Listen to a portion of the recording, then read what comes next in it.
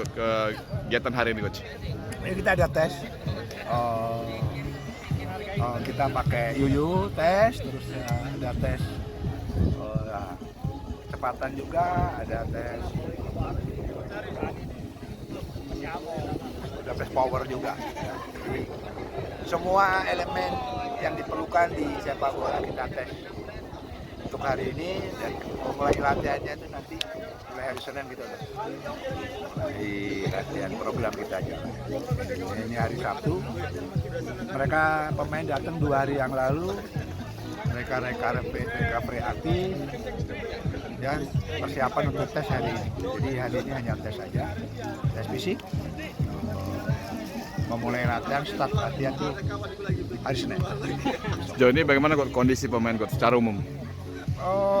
Hasilnya nanti kita lihat, tapi saya lihat dengan kasat mata tadi ada beberapa yang kondisinya bagus, juga ada beberapa kondisinya di bawah. Itulah gunanya tes, jadi kami tahu kondisi para pemain kita, kondisi fisik para pemain kita, sehingga kami memulai latihannya dari mana, dari hasil tes itu. Oke, makasih, Coach. Yuk.